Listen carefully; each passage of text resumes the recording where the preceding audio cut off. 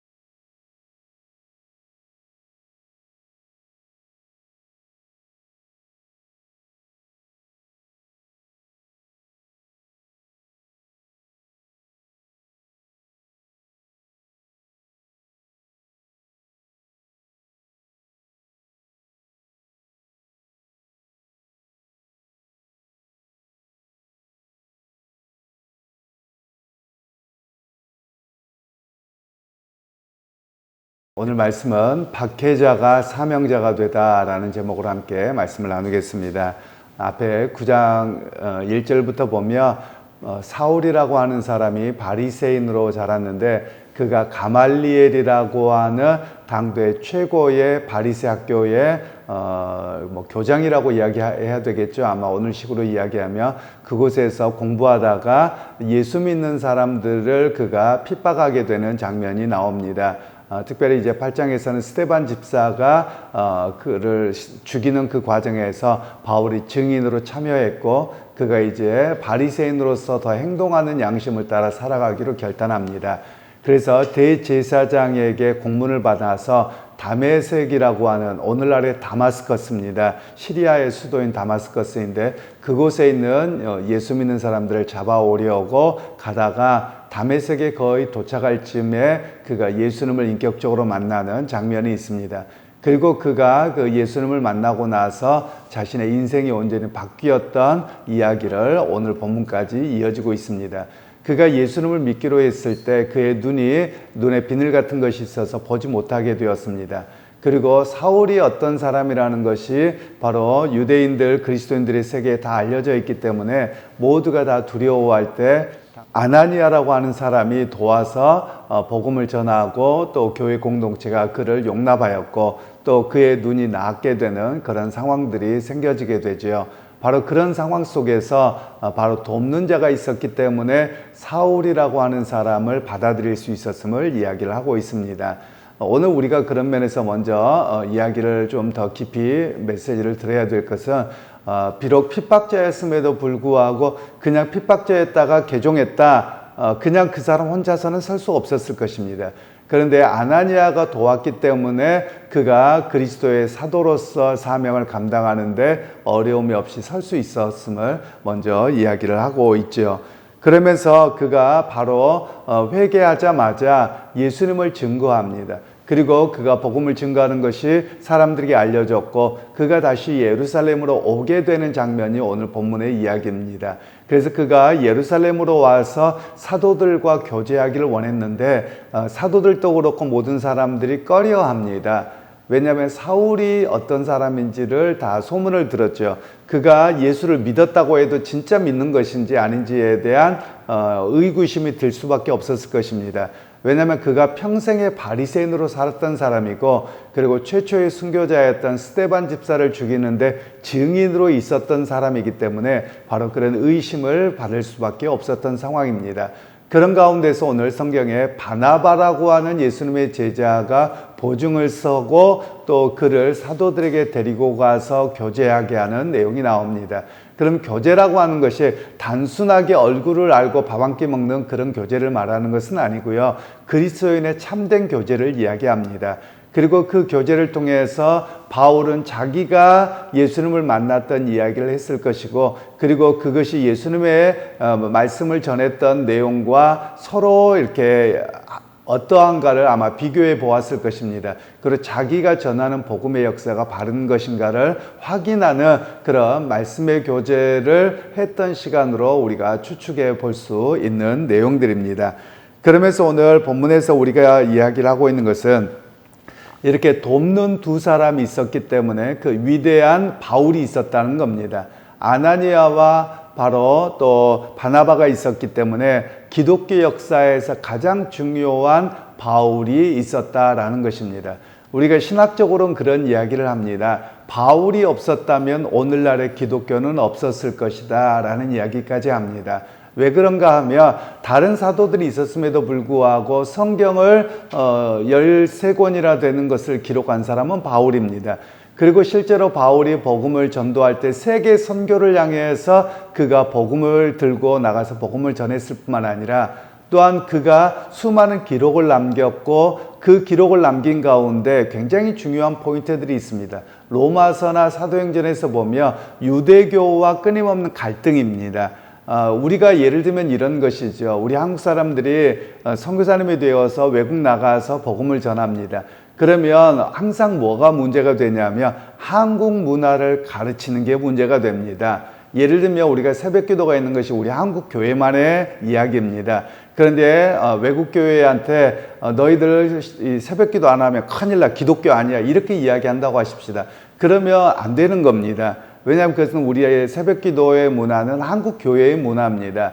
그런데 이것은 복음의 본질은 아닙니다. 우리에게 중요한 신앙의 어떤 그 틀이 되고 중요한 기도의 시간이긴 하지만 이 새벽 기도를 하냐 안 하냐, 또는 예배 시간이 몇 시냐, 또 옷을 어떻게 입어야 되느냐, 이런 것은 복음의 본질은 아니고 복음을 전하는데 중요한 도구일 뿐이시죠. 그리고 신앙의 모습일 뿐이죠. 바로 유대인들과 바울의 갈등이 이런 거였습니다. 특별히 유대인들에게 있어서는 오랫동안 바리새적인 삶을 살아왔었습니다. 유대적인 배경이 강하죠. 그런 가운데서 바울의 복음을 통해서 유대인들은 자기들이 살아왔던 삶의 방식으로 살려고 합니다. 그리고 그것이 신앙의 토대를 이룬 것이지요. 바로 그런 면에서 바울은 이것은 복음의 본질이 아니기 때문에 복음의 본질은 훼손하지 않으면서 또 유대인들이나 이방인들이 함께 할 수 있는 그런 교회의 모습으로 복음의 역사를 세웠던 내용입니다. 그래서 바울이 없었다면 오늘날의 기독교가 존재하지 않았을 정도다라는 그런 평가까지 있게 됩니다. 그런데 이런 바울을 이렇게 용납하고 세웠던 사람이 누구냐? 바로 아나니아와 바나바라고 하는 사람이었던 것을 우리에게 이야기를 합니다. 그러면서 오늘 성경에서는 박해자였던 사람이 사명자로 바뀌었는데 그냥 된 것이 아니라 첫 번째 필요한 것은 주님을 인격적으로 만나서 그의 삶의 태도가 바뀌는 것입니다. 사고방식이 바뀌고 말하는 게 바뀌고 행동하는 게 바뀌었던 것이 진정한 회심입니다.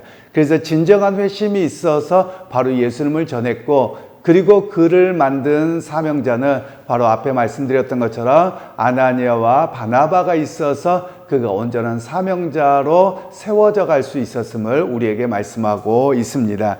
그러면서 오늘 우리에게 말씀하고 있는 것은 사람이 회심하면 어떻게 됩니까? 진정한 회심은 삶의 태도가 바뀌는 것이고 시각이 바뀌는 것이고 행동이 바뀌는 것입니다. 바로 그런 모습이 있어야지요. 사실 제가 우리 한국 교회에서 좀 안타깝게 생각하는 부분들이 많이 있다고 말씀을 드렸는데요.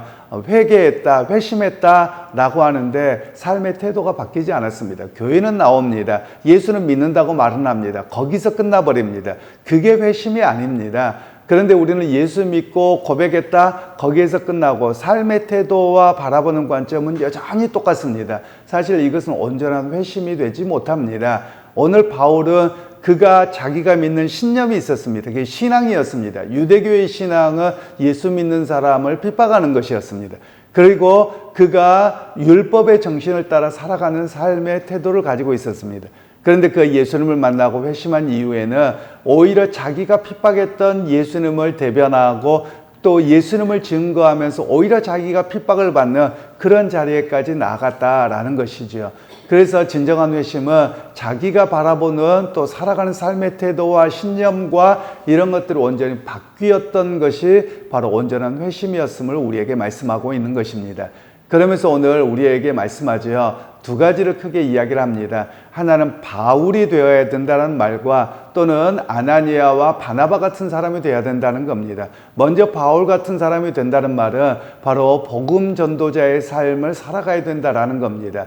우리가 밖에 나가서 또는 외국에 나가서 선교사의 삶을 살지는 못할 수 있습니다. 그런데 우리 삶의 자리에서 내가 예수 믿는 사람이라며 삶의 태도가 바뀌고 시각이 바뀌어서 주변 사람들에게 예수를 전하는 그런 복음 전도자의 삶을 살아가야만 합니다. 그리고 더 나아가서 누군가의 사람을 세우는 사람이 되어야 된다는 겁니다.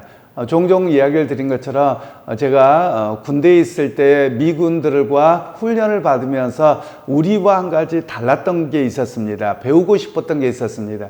그게 뭐냐면 우리는 이렇게 훈련을 받았다가 뭘 잘 못합니다. 우리가 보통 낙하 훈련을 하다 보면 그 막타워라고 하는 곳 뛰어내리려면 무척 두렵습니다.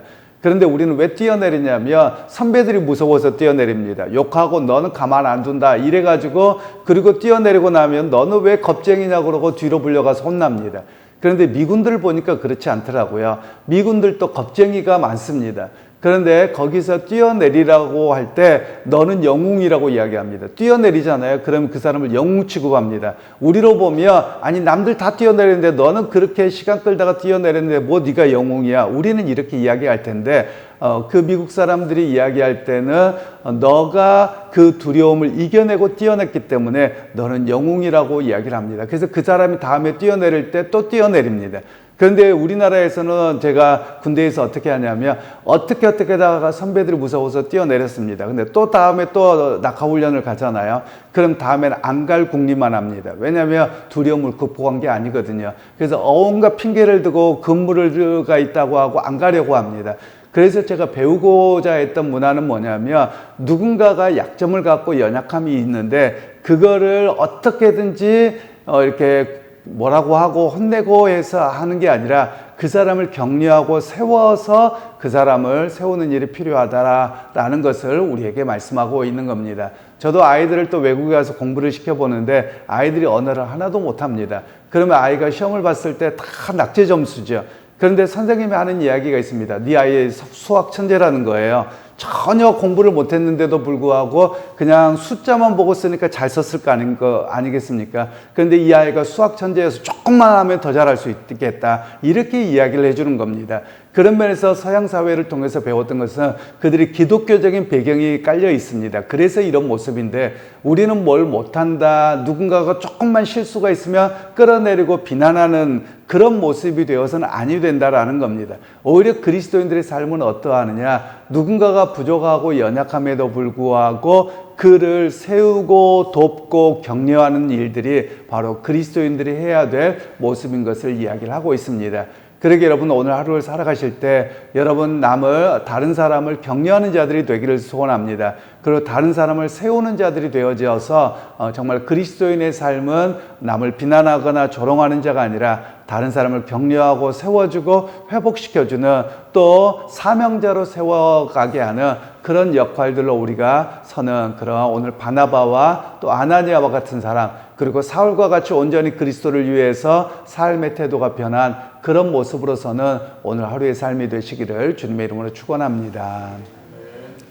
하나님, 오늘도 박해자였던 사울이 변화가 되어 바울이 되었을 때 그의 삶의 태도와 그리고 그가 증거하는 모습들 속에서 진정성이 통했고 또 그가 위대한 바울이 되기까지 세웠던 아나니아와 바나바를 봅니다. 하나님, 오늘 우리도 그런 믿음의 조력자들이 되게 하시고 또 삶의 자리에서 다른 사람을 격려하고 세우는 그런 위로의 사람들이 다 되게 하여 주옵소서. 예수님의 이름으로 기도하옵나이다. 아멘. 나의